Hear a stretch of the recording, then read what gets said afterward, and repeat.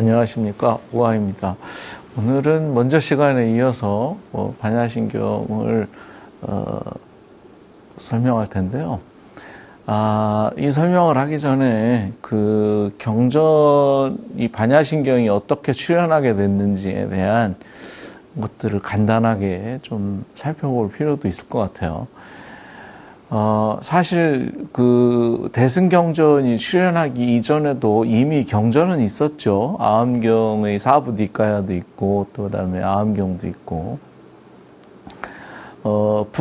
북방으로 전해진 것은 이제 그 아함이라고 그 한역된 4개의 아함경이 있었고요. 그다음에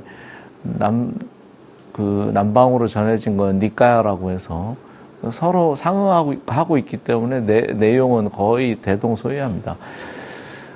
근데 이미 경전이 있음에도 불구하고 대승경전이 뒤에 이렇게 쓰여지게 된 데는 그만한 충분한 이유가 있는데요. 사실 그 아함경을 읽어보신 분들은 알겠지만 그 내용은 뭐 길지 않고 짤막짤막하게 되어 있는 것들이 많은데요. 이해하기가 참 쉽지 않습니다. 용어도 굉장히 어렵고요. 그래서 이게 과연 무엇을 의미하는지 잘 몰랐죠. 그래서 대표적인 거로는 부처님의 해설에는 2가지의 방식이 있습니다. 하나는 법설이 있고요. 하나는 의설이 있습니다. 예전에 강의에서도 제가 잠깐 언급했던 적이 있는데, 법설은 부처님이 직접 그 대중들에게 설했던 게 법설이고요. 진리에 관한 부처님의 직접적인 말씀이죠. 근데 이 진리에 대한 직접적인 말을 듣고 사람마다 똑같은 말이지만 자기 방식으로 해석하게 돼요. 그러니까 외도에 오랫동안 수행을 했었던 사람들은 외도들이 쓰는 용어를 가지고 불교를 이해하기 시작해요. 그러다 보면 의미가 자꾸 왜곡됩니다. 그랬을 때 그것을 이제 경전의 표현으로 말하면 그거를 오르르 이자 써서 의설 이렇게 돼 있어요. 그래서 우리는 이제 가끔가다 그런 생각을 하게 되죠. 이게 오르르 이자가 써 있으니까 옳은 얘기겠구나. 이것이 부처님이 진실된 가르침일 것이라고 생각하지만 그건 현대적인 현대적인 의자에 대한 개념으로 이해했기 때문에 그게 옳다라는 생각으로 받아들이고 있는 것이지 실제로 옳다라는 말이 아니에요.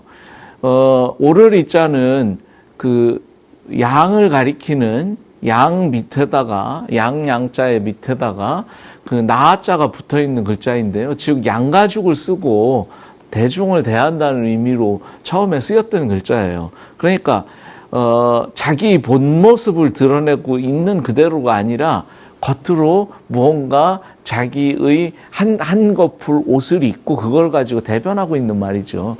그래서 오르르 이자를 그 한문자전에서 이렇게 찾아보면 그 뜻 중에 대부분은 뭐 그 옳다라는 말 또는 무슨 뭐 의견이라는 말 그런 말로 쓰이지만 거짓이라는 뜻도 있어요. 그 속에. 그래서 의설이라고 표현되어 있을 때는 그게 법설과 의설이 한 경전 내에 동시에 있는 경우들이 종종 발견됩니다. 그러면 어떤 게 진짜고 어떤 것은 가짜겠죠. 그랬을 때 법설이 진짜이고 의설이 가짜일 경우가 많아요. 가짜이겠죠. 그렇기 때문에 의설이라고 하는 것은 부처님의 말씀을 듣고 오해해서 자기식으로 재해석한 주장에 불과한 거죠. 그래서 부처님의 말씀은 늘 언제나 사성제, 팔청도, 12연기를 근거로 해서 말씀을 하세요. 이것을 잘못 이해하게 되면 엉뚱한 방향으로 이해하게 되죠. 그런 것들을 의설이라고 말할 수 있어요. 그래서 부처님의 경전을 이해하는 데 있어서 이것이 법설인지 의설인지를 분명하게 구분해서 봐야 되고요. 그렇지 않으면 우리는 끝없는 오해를 일으켜서 부처님의 가르침을 잘못 잘못된 방식으로 이해할 가능성이 많다는 거죠. 그래서 여기서 또 이제 그 대승경전에서 문제가 됐었던 것은 그 문제를 삼았던 것은 이 의설에 관한 것들이에요. 그래서 초기경전을 잘못 해석해서 의설을 마치 부처님이 가르치신 경전처럼 집어넣어놓고 이해를 하다 보면 경전의 내용이 엉뚱한 방향으로 이렇게 흘러가게 됩니다. 그래서 부처님이 일체에 대한 가르침을 말씀하실 때 세간의 일체는 오온이라고 말씀했고, 그 다음에 그 본래의 제1의제로서의 일체는 12입처다 이렇게 말했어요. 그러면 그 오온이 그 일체라고 생각했던 세간의 일체를 잘못 오해해서 무슨 일을 벌이게 되냐면, 이 세상의 모든 것은 실제로 그렇게 실제로 존재한다고 생각한 거죠. 그래서 색도 실제로 존재하고 그 다음에 수, 상, 행, 식도 실제로 존재한다고 생각했어요. 그래서 이 오온을 실체적으로 분석해서 그것을 실제 있다고 생각했었던 게 설일체 유부에서 말했던 오온에 대한 분석이었죠. 그러다 보니까 무슨 문제가 생기기 시작했냐면, 실제로 있다고 생각하고 대상을 분석하다 보니까 그 사대로 이루어져 있다든지 또는 뭐 오온으로 이루어져 있다든지 실제하는 요소들이 서로 뭉쳐가지고 그 가합으로 가짜로 잠시 뭉쳐 있다가 흩어질 뿐이지 그 속에선 자아가 없다, 이런 식으로 이해하게 됐던 거예요. 그러면 이 주장은 사실 부처님께서 그 외도를 비판했던 그 적치설을 주장했던 수많은 그 사문들이 했었던 주장이거든요. 그렇다면 부처님이 외도를 비판했었던 내용이 아무런 의미가 없어져 버려요. 그런 것 때문에 이런 문제점들이 너무나 팽배해 있었고, 그것을 바로 잡아야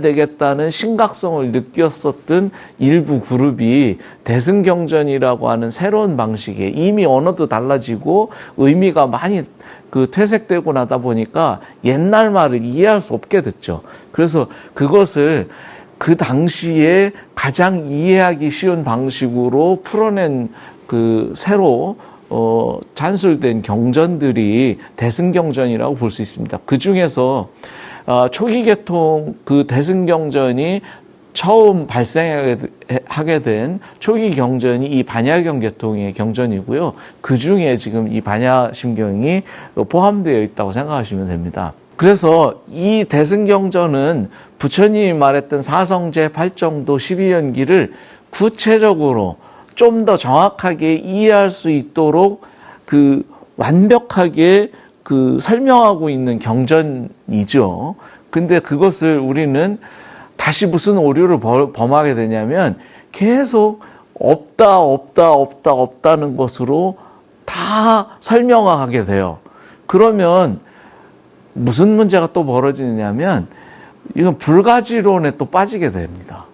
또 아무것도 알 수 없죠. 다 없으니까.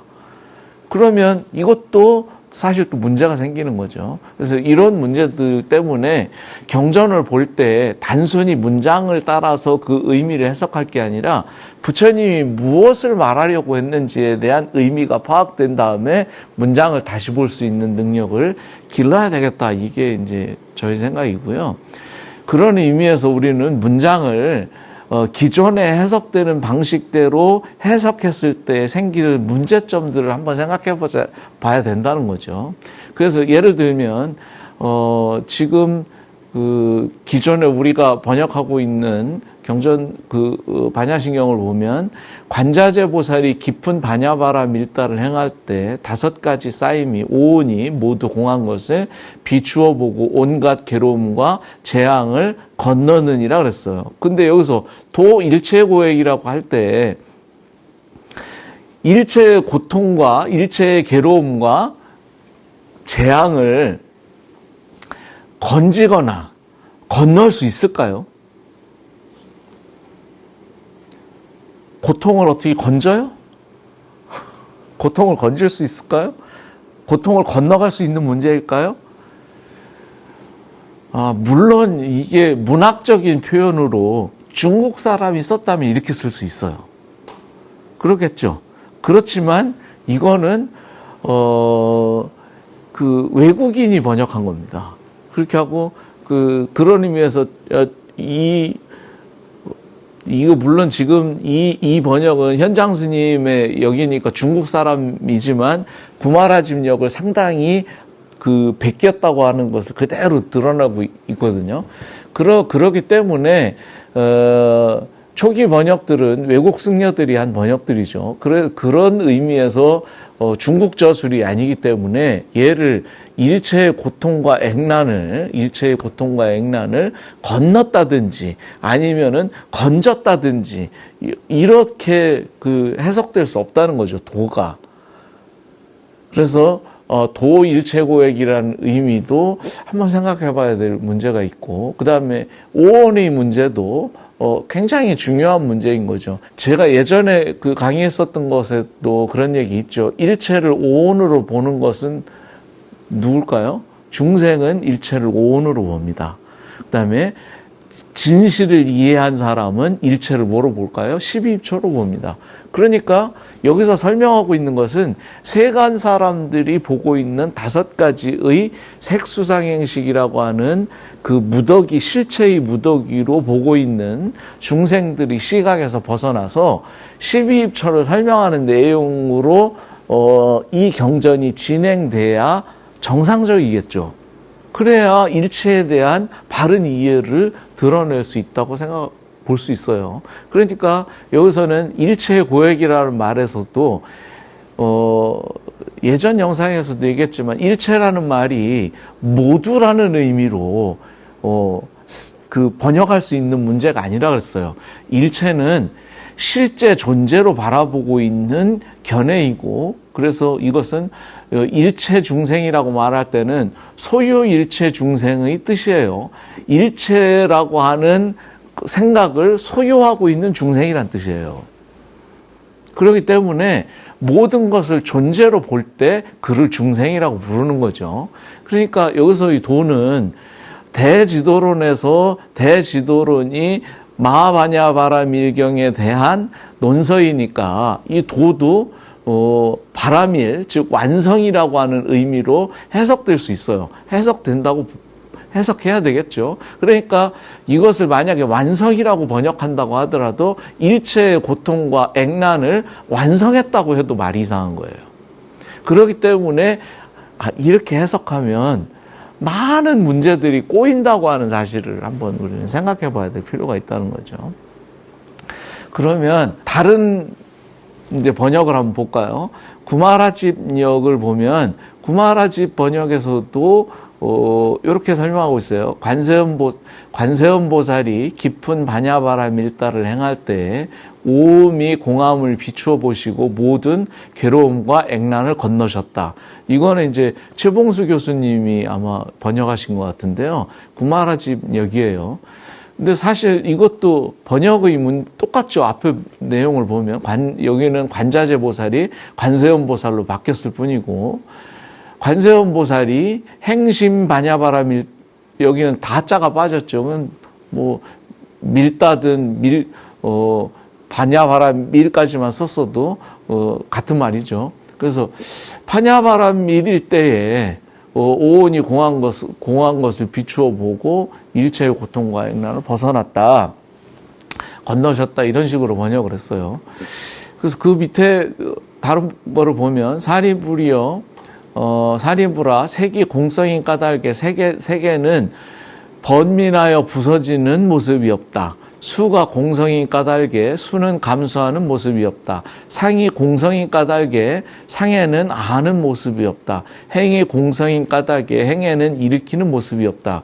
그리고 식이 공성인 까닭에 식에는 깨달음이 모습이 없다. 왜냐하면 사리불아 색은 공성과 다르지 않고 공성은 색과 다르지 않으니 색이 바로 공성이고 공성이 바로 색이다. 수상행식도 역시 그와 같다. 이렇게 번역했어요. 이해되세요, 혹시? 이 말이 이해되냐고요. 저는 몇 번을 읽어도 이해가 안 되더라고요. 도대체 이게 무슨 말일까? 이해도 안 되는 말을 굳이 이렇게 해야 될 이유가 뭐가 있을까? 이런 생각을 하게 됐어요. 그럼 또 다른 번역을 한번 볼까요? 요거는 이제 반야와 이연이라고 하는 그 두 분이 공동으로 번역한 건데, 이건 심삼진 씨가 번역한 건데요. 나는 이와 같이 들었다. 어느 때 부처님께서 왕사성의 기사굴산에서 큰 비구 대중들과 보살들과 함께 계셨다. 이때 부처님 세존께서 넓고 크고 매우 깊은 산매에 드셨는데, 그때 모인 대중 가운데 관자재라고 이름하는 보살 마하살이 있어 깊은 반야바라 밀다를 행하여 오온이 공함을 비추어 보고는 모든 괴로움과 재앙에서 벗어났었다. 그러자 즉시 사리불이 부처님의 위실력을 이어받아 합장호 공손하게 관자재 보살 마하살께 말하였다. 선남자여, 만약 매우 깊은 반야바라 밀다를 행하는 이가 있다면 어떻게 수행해야 합니까? 라고 물었다는 거예요. 이와 같은 물음을 마치자 이때 관자재 보살 마하살이 구수사리불께 말했다. 사리자여, 만약 선남자 선여인이 매우 깊은 반야바라 밀다를 행할 때 오온의 자성이 공함을 관해야 합니다. 사리자여, 색이 공과 다르지 않고 공이 물질과 다르지 않으니 물질이 곧 공이요 공이 곧 물질입니다. 느낌, 생각, 지어감, 의식 또한 이와 같습니다. 라고 번역했어요. 이것도 이해되시나요? 쉽지 않죠. 그래서 이것을 원래 부처님이 얘기했던 아함경의 이해 방식대로, 아함경에서 우리가 아함경을 통해서 그 부처님이 무엇을 말하려고 했는지의 그 생각을 따라서 문장을 다시 한번 제가 잘라서 번역을 해봤어요. 그래서 우선 이제 현장 스님 역을 한번 보면, 관자재 보살은 스스로 존재한다고 하는 것을 관찰하던 보살이라는 의미로 제가 번역했어요. 그러니까 이게 원래 그 관자재 보살이 시바였었기 때문에 그렇죠. 그래서 그런 보살이 행심이 초섭격으로 되어 있기 때문에 무언가 진행되고 일이 진행되고 사건이 진행되는 그것은 깊은 곳에서 벌어진다고 하는 행심이 곧 반야바라 밀다라고 했을 때 그 말이죠. 그러니까 행심과 반야바라 밀다는 같은 거예요. 행심과 반야바라 밀다라고 했을 때에 이 말을 그 얘기를 듣고 비추었던 거죠. 대조했더니 오온이 한결같이 어디를 가리키고 있냐면 공을 가리키고 있다는 거예요. 공을 가리키고 있다는 사실이 보여서, 견이 보였다는 말이죠. 그래서 도했다는 거예요. 그래서 이 반야바라밀이 그 지혜가 완성되었지만, 그러니까 지금 이거는 관자재 보살이 그래서 반야바라밀이 완성됐다고 얘기하는 거죠. 원래는 자기는 그렇게 생각하지 않고 있었지만 이 깊은 곳에서 진행되고 있는 것이 반야바라 지혜의 완성이라고 했을 때 대조에서 5가지의 무더기가 텅 빈과 나란하다는 사실이 보여서 완성하게 되었지만, 일체라고 하는 것이 존재라고 하는 거죠. 일체가 괴로움이라고 부처님이 말씀하셨어요. 그러니까 요거는 저번 시간에 말했지만 선일체 유부의 사람들이 생각했었던 그런 생각인 거죠. 일체가 괴로움이기 때문에 막아야 한다고 생각했었던 그 사리자는, 그러니까 요거는 이제 사리자가 소승을 대표하는 인물로 여기서 등장하고 있는 거죠. 그러면 그 사리자는, 그렇다면 색의 무더기라고 하는 것은, 색은 여기서 색온을 말하는 거죠. 앞에서 오온을 말하고 있으니까. 색온이라고 하는 것은 색이 존재한다고 하는 그 무더기들은 공과 다르지 않다면, 그 다음에 텅 빈 것이, 공이 텅 비어있는 아무것도 없는 그것이 색의 무더기와 다르지 않아야 되겠죠, 당연히. 또 색의 무더기는 이렇게 텅 비어야 할 것이며, 텅 빈 것도 바로 이렇게 색의 무더기여야 할 것이고, 이렇다면 수의 무더기도, 생각의 무더기도, 행업의 무더기도, 인식의 무더기도 또한 반복해서 그러해야 할 것이라고 사리불은 말했던 거죠. 그러면 오온이 뭔지가 중요하죠. 예전에 한번 설명했지만 다시 한번 기억하는 의미에서 조금 더 설명하면, 우리는 무명에 의해서 행이 일어나고, 행에 의해서 식이 일어나고, 식에 의해서 명색이 일어나고 해서 그렇게 해서 쭉 하면 취에서 존재들이 일어나죠. 그 존재들이 일어나면 괴로움을 만들어내는데, 노사에서 괴로움을 만들게 되는데, 그것은 순전히 다 뭐가 돼요? 오치윤이 되죠. 그래서 우리는 색으로 존재하는 것, 눈에 보이는 것들이 있다는 거야. 저런 것들이 실제로 있는 것이고, 또 느낌도 실제로 있어요. 그게 어떤 물질로 그냥 실제 존재로서 있는 거, 질량도 있고 뭐 그런 다. 다만 얘는 눈에 보이지 않을 뿐이죠. 그런 느낌도 있고, 그 다음에 이미지도 있어요. 이미지가 있으니까 보인다는 거예요. 이미지도 있고, 그 다음에 업도 있고, 그 다음에 인식도 있다는 거예요. 이런 것들이 다 존재하고 있다고 하는 그런 생각을 우리는 하게 돼요. 그래서 이런 생각이 실제로 무엇가 존재한다고 하는 그것들이 사실은 어디에서 발생하고 있어요? 12입처에서 발생하죠. 내입처와 외입처가 서로 함께하면서 드러납니다. 안이비설신이라고 하는 내입처가 색상향 미척법이라고 하는 외입처를 상대하고 있을 때, 내입처는 자기 자신이라고 생각하고 외입처는 실제 대상이라고 생각하죠.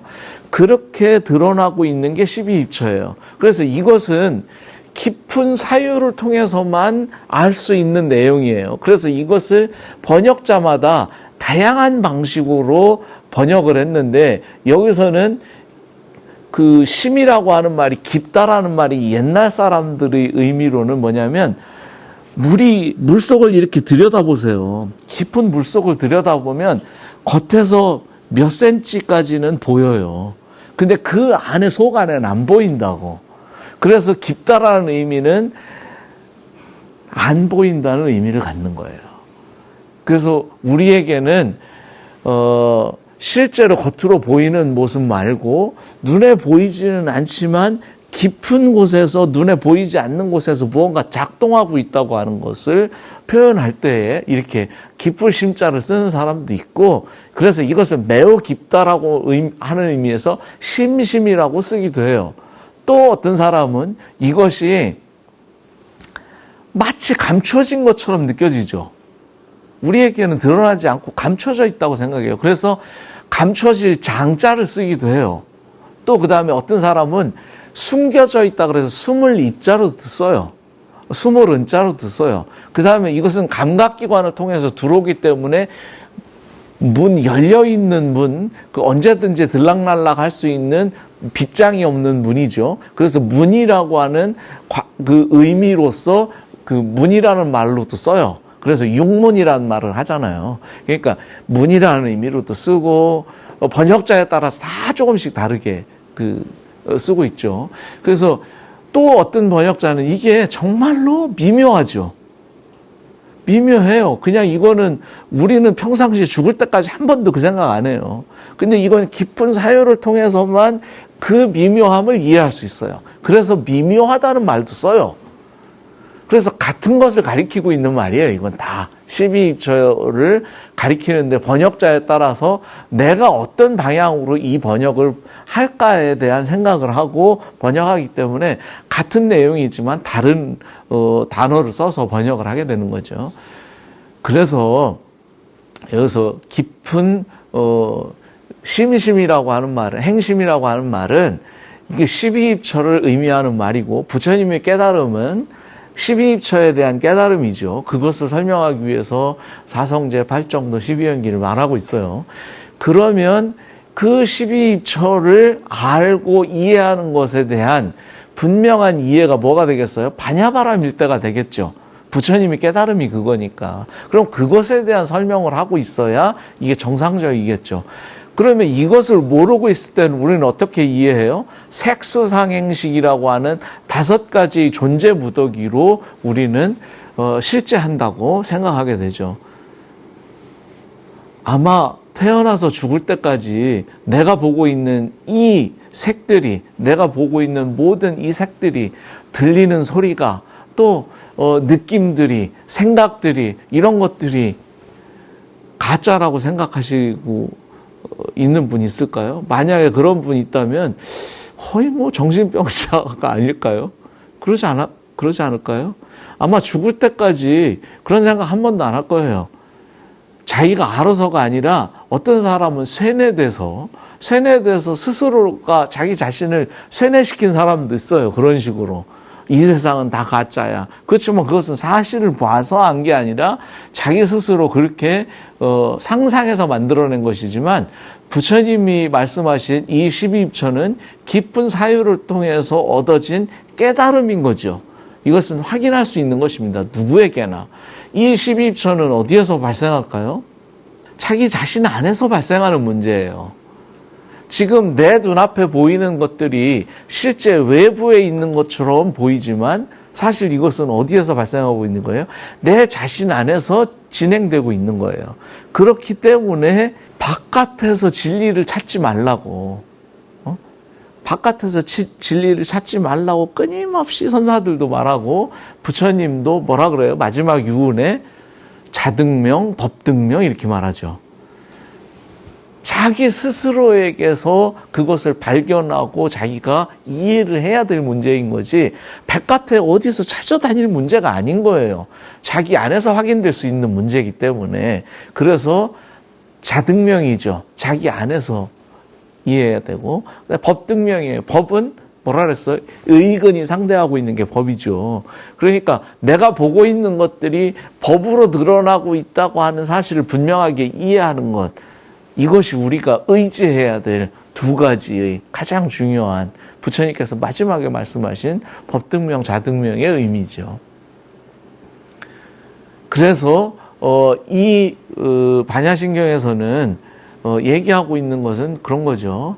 제가 번역한 것처럼 일체가